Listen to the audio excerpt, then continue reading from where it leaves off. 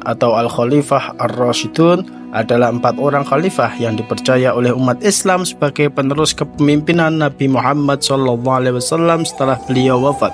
Khulafaur Rasyidin ini dapat diartikan secara harfiah sebagai para pemimpin yang mendapatkan petunjuk. 4 sahabat Rasul yang termasuk dalam Khulafaur Rasyidin adalah Abu Bakar As-Siddiq, Umar bin Khattab, Utsman bin Affan, dan Ali bin Abi Thalib.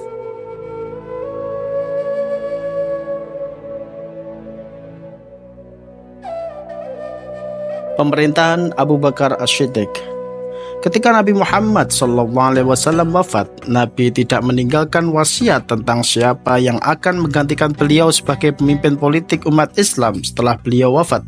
Beliau tampaknya menyerahkan persoalan tersebut pada kaum muslimin sendiri untuk menentukannya. Karena itulah tidak lama setelah beliau wafat dan jenazahnya belum dimakamkan, sejumlah tokoh muhajirin dan ansor berkumpul di balai kota Bani Sa'idah. Mereka memusyawarahkan siapa yang akan dipilih menjadi pemimpin sahabat pasca Nabi Muhammad SAW wafat. Mereka merupakan pemimpin yang dipilih langsung oleh para sahabat melalui mekanisme yaitu demokratis. Musyawarah cukup alot karena masing-masing pihak baik muhajirin maupun ansor sama-sama merasa berhak akan menjadi pemimpin umat Islam. Namun dengan semangat ukhuwah Islamiyah yang tinggi, akhirnya Abu Bakar terpilih. Rupanya semangat keagamaan Abu Bakar yang tinggi mendapat penghargaan yang tinggi dari umat Islam, sehingga masing-masing pihak menerima dan membaiatnya. Masa awal pemerintahan Abu Bakar As-Siddiq banyak diguncang oleh pemberontakan orang-orang murtad yang mengaku-ngaku menjadi nabi dan enggan membayar zakat. Karena hal inilah khalifah lebih memusatkan perhatiannya memerangi para pemberontak, maka dikirimlah pasukan untuk memerangi para pemberontak ke Yamamah. Tidak hanya itu, juga banyak orang yang keluar dari agama Islam sehingga terjadi peperangan riddah untuk menumpas orang-orang murtad. Bahkan muncul juga nabi palsu yaitu Musailamah Al-Kadzab.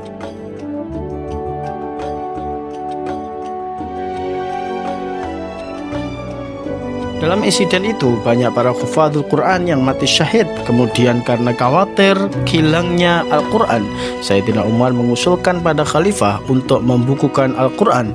Kemudian untuk merealisasikan saran tersebut, diutuslah Zaid bin Thabit untuk mengumpulkan semua tulisan Al-Quran. Pola pendidikan Khalifah Abu Bakar masih seperti Nabi, baik dari segi materi maupun lembaga pendidikannya.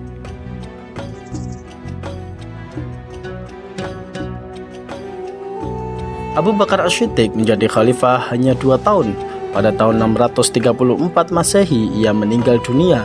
Selain menyelesaikan masalah-masalah yang terjadi dalam tubuh umat Islam, Abu Bakar juga mengembangkan wilayah keluar Arab. Dalam kepemimpinannya, Abu Bakar melaksanakan kekuasaannya sebagaimana pada masa Rasulullah SAW, bersifat sentral. Kekuasaan legislatif, eksekutif, dan yudikatif terpusat di tangan khalifah. Meskipun demikian, khalifah juga melaksanakan hukum. Meskipun demikian juga, seperti Nabi Muhammad SAW, Abu Bakar selalu mengajak sahabat-sahabatnya untuk bermusyawarah.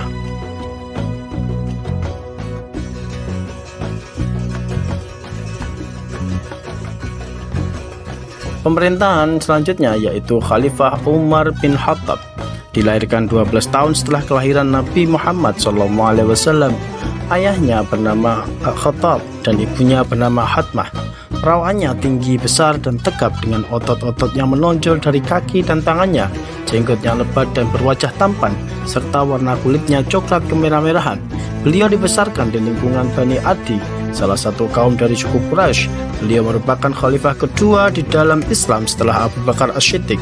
Sewaktu masih terbaring sakit, Khalifah Abu Bakar secara diam-diam melakukan tinjauan pendapat terhadap tokoh-tokoh terkemuka dari kalangan para sahabat mengenai pribadi yang layak untuk menggantikannya. Pilihan selanjutnya itu adalah jatuh pada Umar bin Khattab dan ditunjuk langsung oleh Abu Bakar As-Siddiq.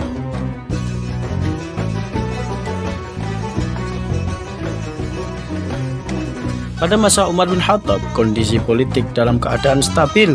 Usaha perluasan wilayah Islam memperoleh hasil yang gemilang.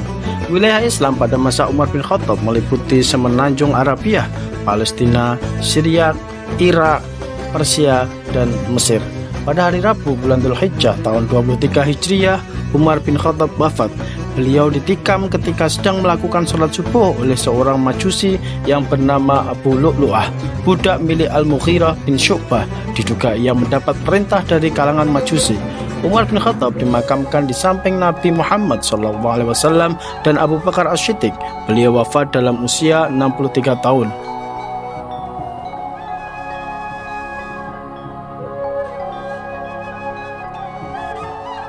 Umar dikenal seorang yang pandai dalam menciptakan peraturan karena tidak hanya memperbaiki bahkan mengkaji ulang terhadap kajian kebijakan yang telah ada. Khalifah Umar bin Khattab juga telah menerapkan prinsip demokratis dalam kekuasaan, yaitu dengan menjamin hak yang sama bagi setiap warga negara.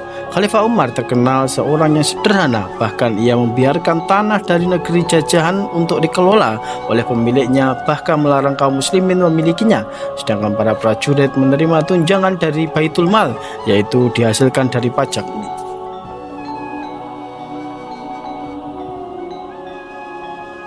Khalifah selanjutnya adalah Utsman bin Affan. Nama lengkapnya ialah Utsman bin Affan bin Abdul As bin Umayyah dari pihak Quraisy. Ia memeluk Islam lantaran ajakan Abu Bakar dan menjadi seorang sahabat dekat Nabi.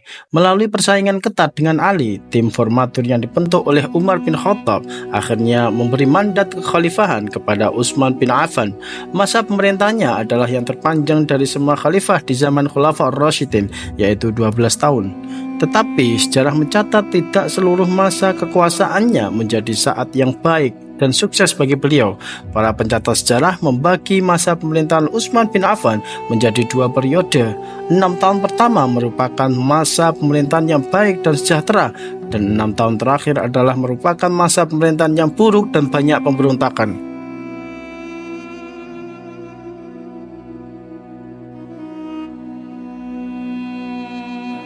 Salah satu faktor yang menyebabkan banyak rakyat kecewa terhadap kepemimpinan Utsman adalah kebijaksanaannya mengangkat keluarga dalam kedudukan tinggi.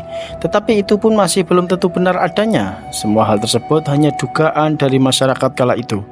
Adapun prestasi yang terpenting bagi Khalifah Utsman adalah menulis kembali Al-Quran yang telah ditulis pada zaman Abu Bakar, yang pada waktu itu disimpan oleh Hafsah binti Umar. Manfaat dibukukan Al-Quran pada masa Utsman adalah menyatukan kaum muslimin pada satu macam mushaf yang seragam ejaan tulisannya. Yang kedua yaitu menyatukan bacaan, kendati pun masih ada perbedaannya, namun harus tidak berlawanan dengan ejaan mushaf Utsmani. Menyatukan tertib susunan surat-surat menurut tertib urut yang kelihatan pada mushaf sekarang ini.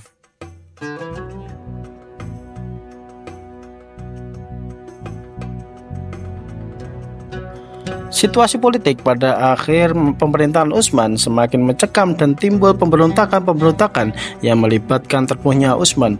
Utsman akhirnya wafat sebagai syahid pada hari Jumat tanggal 17 Dzulhijjah 35 Hijriah atau 655 Masehi, ketika para pemberontak berhasil memasuki rumahnya dan membunuh Utsman saat membaca Al-Quran.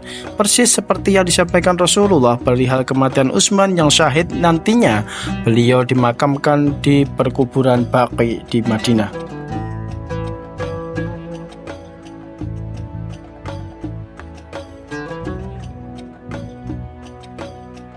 Yang terakhir yaitu Khalifah Ali bin Abi Thalib. Peristiwa pembunuhan Utsman mengakibatkan kegentingan di seluruh dunia Islam yang waktu itu sudah membentang sampai Persia dan Afrika Utara. Pemberontak yang waktu itu menguasai Madinah tidak punya pilihan lain selain Ali bin Abi Thalib menjadi khalifah. Waktu itu Ali berusaha menolak, tetapi Zubair bin Awam dan Thalhah bin Ubaidillah memaksa beliau sehingga akhirnya Ali menerima baiat mereka, menjadikan Ali satu-satunya khalifah yang dibaiat secara massal. Karena khalifah sebelumnya dipilih melalui cara yang berbeda-beda, Ali memerintah hanya 6 tahun. Selama masa pemerintahannya, ia menghadapi berbagai pergolakan. Tidak ada masa sedikit pun dalam pemerintahannya yang dikatakan stabil.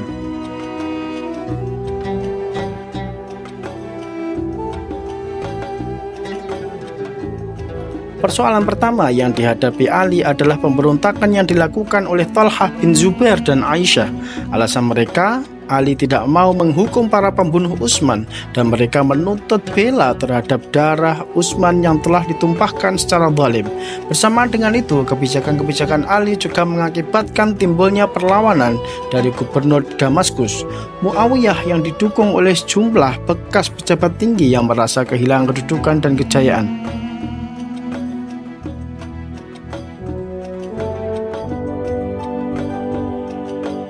Peristiwa yang terkenal dalam masa Ali adalah terjadinya peperangan.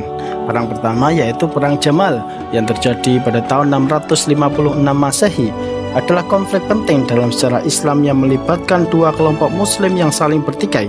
Pertempuran ini terjadi di dekat kota Basrah, Irak, antara pasukan Khalifah Ali bin Abi Thalib dan pasukan yang dipimpin oleh Aisyah, Thalhah, dan Zubair. Konflik ini dipicu oleh perbedaan pandangan mengenai penuntasan pembunuhan Khalifah Utsman bin Affan. Meski awalnya dimaksudkan untuk menyelesaikan masalah secara damai, pertempuran pun pecah dan berakhir dengan kemenangan Ali. Peristiwa ini dikenal sebagai Perang Jamal karena Aisyah berada di atas unta selama pertempuran, yang menjadi simbol ikonik dari konflik ini. Adapun sahabat lain yaitu Thalhah dan Zubair itu meninggal dunia.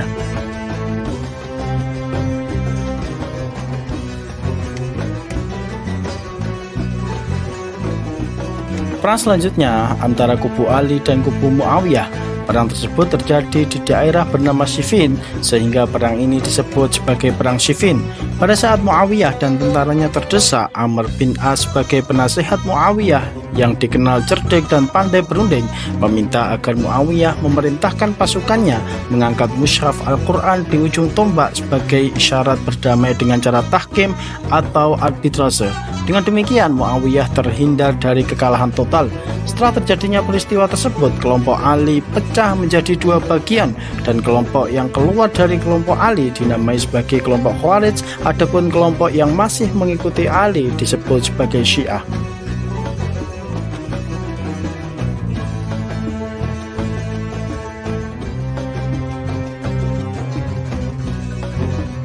Pada 24 Januari 661 Masehi, ketika Ali sedang berjalan menuju Masjid Kufah, ia terkena hantaman pedang beracun di dahinya.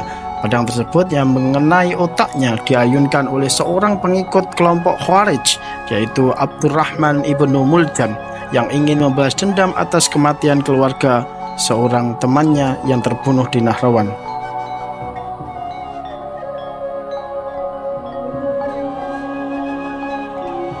Demikianlah cerita singkat sejarah Khulafaur Rasyidin, para pemimpin mulia yang melanjutkan perjuangan Rasulullah SAW dalam membangun dan menyebarkan ajaran Islam.